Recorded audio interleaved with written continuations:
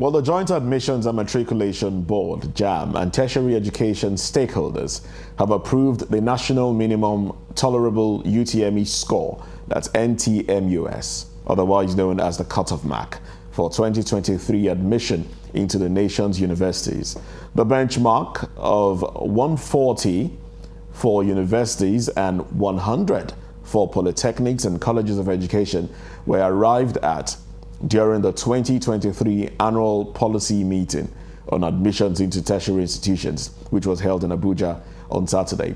Now, the policy meeting, chaired by the Permanent Secretary, Federal Ministry of Education, Andrew Adejo, took the decision following recommendations by the heads of institutions. JAMB Registrar Ishakuloyede said the minimum benchmark is not a single suit fits all for all institutions, noting that though the meeting decides the minimum point, institutions have the liberty to raise their individual minimum points higher than the agreed benchmark.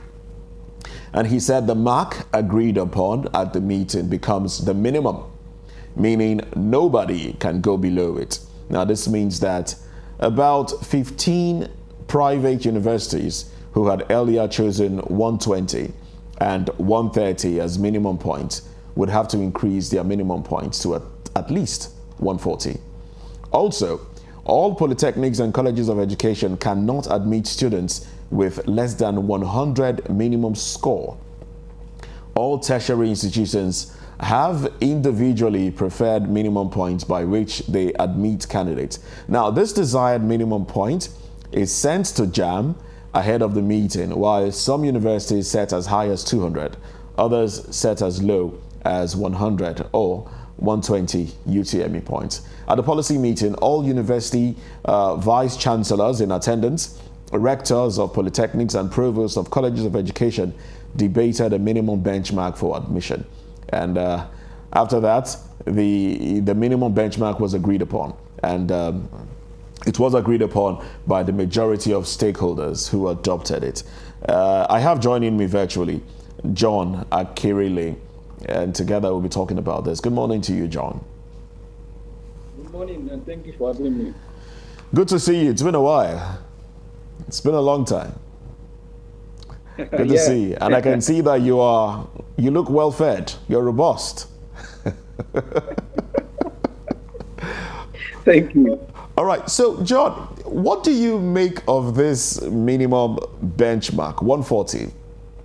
Now, bear in mind, I know that during your time, it probably was a lot higher than that. It was probably 200 or 250. And a lot of us were jostling to ensure that we got that. But now we are seeing universities considering 120, 130.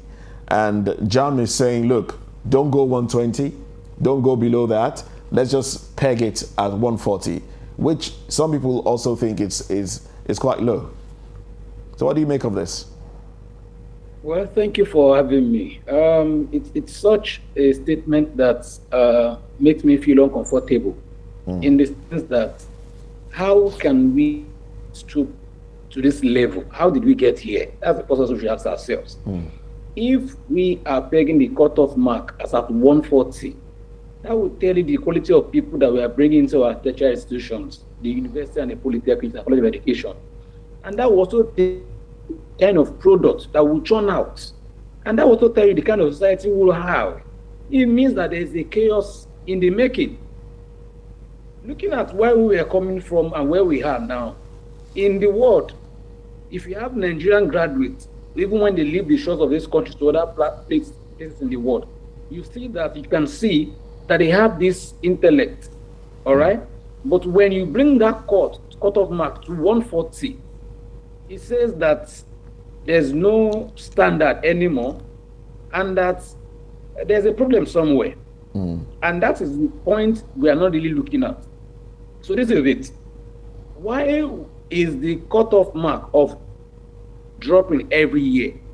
Why are the students having low marks every year? These are questions that should be answered by all bodies of education, from your WAEC to your NECO to the JAMB, to the National Education Board, to your NAPTEP, to the SUPEB, and all the PEPs that you have? And that's the question. So what happens to our curriculum? Because there is, looking at it, is as if something is not synchronized in here. If you say JAMB is giving us 140, and some schools will say they cannot take that 140 as a benchmark. Why? Because they feel that score is extremely low. Imagine you giving 140 as a cutoff mark for a medical student. Do you know the kind of doctor you're going to produce in the next 4 years? Imagine giving 140 as a cutoff mark for a biochemistry, a microbiology, banking and finance, mass communication. That means you're going to have whack journalists on the long run. And the beginning is the starting point of the benchmark of the cutoff mark. So it means that because people cannot meet up to the score, you lower your guards. No, don't lower your guards. Take it higher and then look at the curriculum. Is it that JAMB has a different curriculum that is different from WAEC? How will a Nigerian student pass WAEC and fail JAMB? How? It means that the curriculum somewhere, somehow, is not really the same. And so there must be a roundtable discussion as to the curriculum formulation as a country. Let's get this straight for once. Let's have a unified curriculum. Anywhere you are in Nigeria, either you are in Kano, you are in Bayelsa, you are in Cotonou, or you are anywhere in Nigeria, or Kano, or Katangura, or in Lagos, you are sure that the quality of education you are going to have in Lagos is what you have in Kano, is what you have in Bayelsa, is what you have in Enugu, or even in Imo, or in Kwara. And until that time, that we have a unified curriculum, a unified standard of education, that all of these things will become a thing of the past. If not, we are still joking and we are not serious yet. And people, even other global powers, will just turn us into a laughing stock and make our educational system, that it's just a shambles. So for me, it's not a welcome idea at all. All right then, but you do know that JAMB and WAEC is more of a West African thing. So the curriculum is unified between Nigeria and other West African nations. But JAMB is our own thing here. Maybe that's why. So we're just trying to set a standard, But we also do know that in times past, some states have had to ask the state universities to bring down admission marks so that it will encourage indigents to aspire for academic excellence. It will encourage them to want to get admission. We've seen cases where indigents are required to score as low as 40. If you can score 40, you'll be given admission. We've seen those cases, and we've also seen a ripple effect of that, where in certain parts of the country, specifically in the northern part of the country, we've seen teachers who have just been exposed to the internet, to computers, saying, oh, this is the first time they are seeing the mouse or seeing a computer or knowing how to operate a computer. So there is that deep in education. Now, we also know that attention span of the millennials has dropped. All right, attention span for anything at all. Now, this has also affected academics. Let's be honest with ourselves. It has affected how students concentrate in class, how they learn. Now, are there no measures that Nigeria can take, or that the educational system can take? And I'm not talking about private institutions now. I'm talking about government institutions, because the private institutions are really expensive. Are there no measures that government can take in learning better how to educate students so they get to assimilate properly, if the traditional means isn't working right now? I think for me, let me start from the last point that you raised about WAEC. WAEC is a West African in NECO, which is a national thing. And if students can pass NECO and still fail JAMB, there's still a problem. So I stand on that point. Okay? That being settled, if NECO is a national, JAMB is national. So, and you can pass NECO, but you can fail JAMB. Something is not right somewhere. That is on one hand. On the other hand, is that we need to understand that time and season, differs and changes is the only constant thing. But it's only a sad thing for us as a country that we don't change, we don't evolve, we don't move. We are stagnant at a point. Don't be surprised that I'm sure that by the time I go back to my own university, that the same curriculum they use in teaching microbiology is still what is still happening till today. But if you go to other clans, they have moved. Biology, but different approach of learning, okay? Different approach of doing your microbiology practices, different approach of doing all of those things that are involved in your field. So it's still the same thing, the same course, but different approach. The same course, different content. The same course, advanced way of learning, advanced way of research, advanced way of doing things. But we as a people and as a country, we have remained stagnant on one point. And that is because people see government or public offices, government schools, government-owned properties as something that is nothing. And it is because it is the same government that, give out license to private people. And that's why private enterprises will always thrive in Nigeria. Have a private school, you are in money, but public school will not work. And it will even shock you that a principal of a public school has a home private school somewhere. And so the government must take a stand, have a unified curriculum all across the nation, all across the state. And it should be a standing order for all governors of each state that this is a standard, not go below this. It can be in the north, wherever you are in Nigeria, that's a standard. And if we don't go by that way, we only see that we are not giving a level playing field for everybody to have good competition. If you are saying somebody is an indigene and you are giving the indigene 40 as a cutoff mark, and the other person is having 200 as a cutoff mark, 160 marks, that is unfair to nature, unfair to the party, unfair to the academicians. And that is null and void, it's unacceptable. Nowhere in the world that is acceptable. And so we shouldn't continue in that myopic way of doing things. We should behave like a 21st century country. Okay? So we shouldn't go by that way. If truly we want to say that we want to put quality people, let everybody who is listening to me know that the quality of students you produce from your factory, which is your schools, will determine the kind of society, will determine the kind of workforce you have, will determine the kind of people that you govern on. And we must be careful because these are the molding stage from our elementary, from our crèche to our nursery to our what is the curriculum like. Okay, now that is on one side. Still on this issue of curriculum, we must understand that not every child, has the same upbringing and has the same learning patterns. All of these are things that we have neglected in time past. If we amaze you that even in Nigeria today, you say because you are brilliant, you should be in science class. Only brilliant people are in science class. Who tells you that? Who says that to you? Are you saying that to be a journalist, you don't have to be brilliant, you don't have to be smart? So why should you go to science class? Okay, those are not brilliant, are in art class or in commercial class. That's a myopic mentality. So, and some of the so-called school counselors and teachers have this mindset. So that is the problem. So these are the areas that we must look at. We must understand that some students learn only by watching. And so if you want to explain chemistry to them in chemistry, you must show them a video.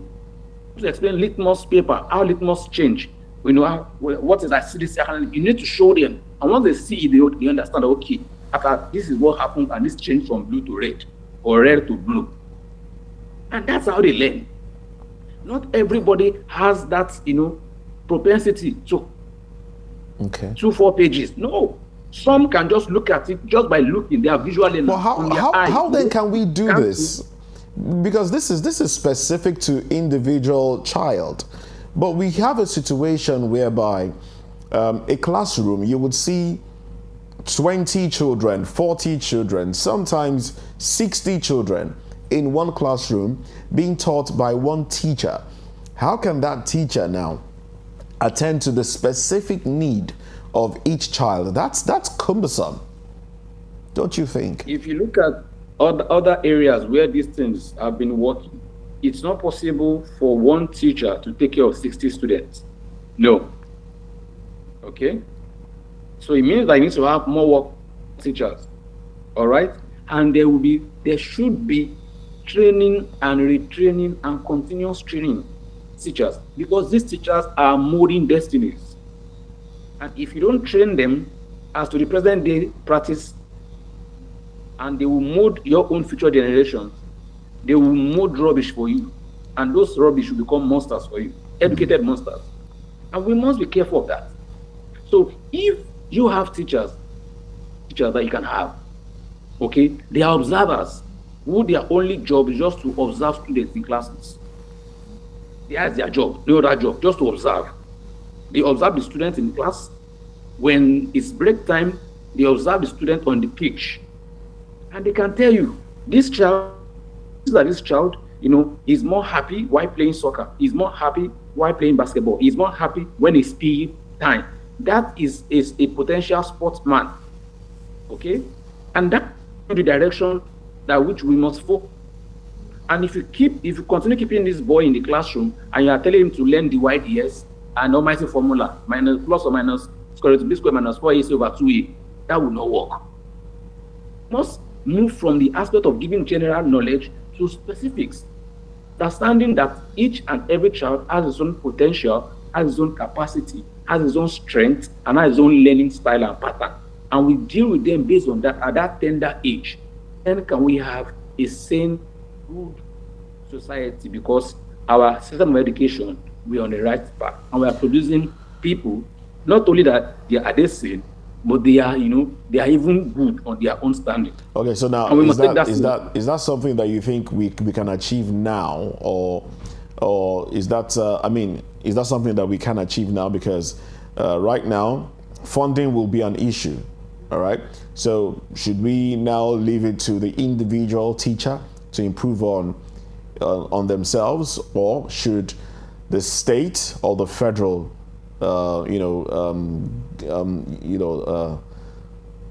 should the state or the federal